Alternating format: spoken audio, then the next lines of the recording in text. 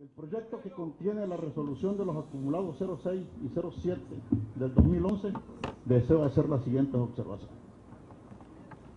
En los puntos resolutivos de este segundo proyecto se concluye que el inculpado Arturo Núñez Jiménez incurrió en actos anticipados de precampaña y campaña y vulneró el principio de imparcialidad y equidad como servidor público. Ambas conductas tipificadas en los numerales 312 fracción primera y 315 fracción tercera respectivamente de nuestra legislación electoral. Me permito leerlos. Artículo 312. Constituyen infracciones de los aspirantes precandidatos o candidatos a cargo de elección popular a la presente ley. Primero, la realización de actos anticipados de precampaña o campaña según el caso. Artículo 315.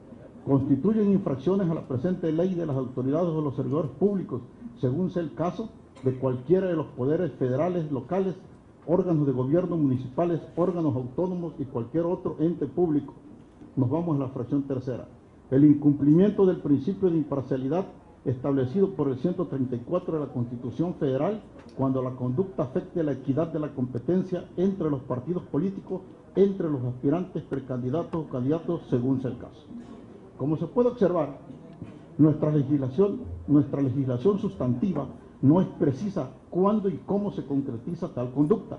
En consecuencia, quienes elaboraron el proyecto se apoyaron en una ley adjetiva, o sea, el reglamento de denuncias y quejas que en su artículo 7, apartado primero, inciso D, fracciones primera y segunda, establecen. Artículo 7, fracción primera. Actos anticipados de precampaña. Se consideran como tales el conjunto de escritos, publicaciones, imágenes, grabaciones, proyecciones, expresiones, así como las reuniones públicas, asambleas, marchas y en general aquello en que los aspirantes o precandidatos a una candidatura se dirijan a los afiliados, simpatizantes o al electorado en general con el objetivo de obtener su respaldo para ser postulado como candidato a un cargo de elección popular antes de la fecha de inicio de las precampañas. La fracción segunda es similar y cambia al final al decir para promover dichas candidaturas a solicitar el voto a su favor antes de la fecha de inicio de las campañas. Esto quiere decir que ante la falta de regulación de esta conducta en la legislación sustantiva, o sea, nuestra ley electoral, como debiera de ser, de manera inusual, se apoya el resolutor en la ley adjetiva, que solo debe regular los procedimientos de aplicación de la primera, o sea, de la ley sustantiva. No obstante esta irregularidad, a foja 108 se menciona que estos elementos se acreditan con el cúmulo de pruebas reseñadas, pero no especifican con cuál de todas, como lo exige una correcta argumentación, ya que al hacerlo de manera genérica se deja en estado de indefensión al acusado, pues no sabría a cuál de todas las pruebas reseñadas dirigirse para su defensa. Además, solo hablan al inicio de elementos objetivos y externos que contiene la hipótesis del transcrito artículo 7 del reglamento. Y argumenta que en diversos actos exteriorizó su deseo de contender por la candidatura interna de su partido y que esto refleja que se está dirigiendo al electorado en general y con ello se presume la finalidad, o sea, el elemento subjetivo que debe ser objeto de una acreditación, no de una simple presunción, basada en una tesis número 16-2004, cuyo título es Actos anticipados de campaña se encuentran prohibidos implícitamente Jalisco y similares. Tesis que por ser del 2004 de otro estado no se podría aplicar en nuestro estado en este 2011, donde ya han habido otras reformas. Además, no puede hablarse de una conducta prohibida que no está claramente expresa en la ley, porque se estaría faltando al principio de legalidad. Posteriormente, en forma errónea, se refieren al elemento subjetivo de intencionalidad, argumentando a foja 113 que en cuanto a este se debe de atender a los medios de comisión, lo cual es completamente falso que los medios de comisión acrediten la intencionalidad, porque si no, todas las manifestaciones de una aspiración por los medios de comunicación, como existen muchas a nivel nacional y local, estarían incurriendo en actos anticipados de campaña. Seguramente contradice la aseverar que esta intencionalidad se encuentra directa o implícitamente en su transmisión por los medios de comunicación. Esta ambigüedad también deja en estado de indefensión al acusado porque debe ser clara y explícita la argumentación, o es directa o es tácita.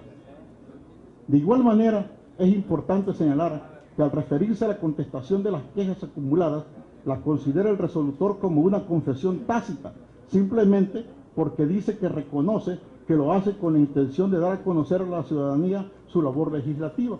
Esta es una verdadera incongruencia. No se puede equiparar ese dicho con una confesión tácita. El artículo 20 constitucional argumenta, dentro de las prerrogativas de los inculpados, que mutatis mutandis se debe de tomar en consideración que el inculpado puede manifestar lo que guste en su defensa o incluso callar. Seguidamente, el proyecto contiene una serie de apreciaciones subjetivas que redundan en estas erróneas apreciaciones, y a foja 117 habla de reiteración de conducta en un plazo largo, temporalidad que no precisa y que desde luego va en perjuicio del denunciado, pues ante tal imprecisión quedaría en estado de indefensión. A foja 118 se aprecia una argumentación carente de toda técnica de argumentación resolutiva y una falta de conocimiento de lo que es la tipicidad, pues si bien estamos ante una autoridad administrativa, los procedimientos sancionadores tienen como base el derecho penal, donde se tienen que analizar conductas que se consideran infractoras de alguna hipótesis normativa, la cual por principio de legalidad debe estar previamente establecida, y el análisis consiste si la referida conducta encuadra dentro de la hipótesis normativa, o sea, si es típica de esa conducta. Esto quiere decir que deben acreditarse todos los elementos que contiene dicha hipótesis, incluyendo no solo los objetivos, sino también los normativos y subjetivos que la hipótesis requiera. De ahí que la resolutora en su proyecto, después de no haber podido acreditar el elemento subjetivo con su citado cúmulo de pruebas, o sea, reportes periodísticos, y esgrimir incluso presunciones erróneas y contradictorias, termina por sostener que el elemento subjetivo de intencionalidad no es relevante su acreditación para tener por acreditada la realización de actos de precampaña y campaña. Que lo único que debe analizarse son sus efectos en sus ámbitos de validez territorial y de temporalidad que no precisa. En relación a la supuesta violación al artículo 134 de nuestra Constitución Política, es importante resaltar que lo tutelado es la aplicación imparcial de los recursos que maneja el servidor público, porque en ello estriba el principio de equidad que salvaguarda a su vez la equidad entre la competencia de los partidos políticos. Ahora bien, el denunciante en ningún momento probó que el inculpado en sus visitas domiciliarias o agrupaciones estuviera utilizando los recursos económicos del Senado, y al no existir prueba alguna en relación a la existencia de este numerario, no puede decirse que se acredita la hipótesis normativa señalada, que en la construcción de la norma viene a ser su núcleo o elemento sine qua non de dicha prohibición legal. Gracias.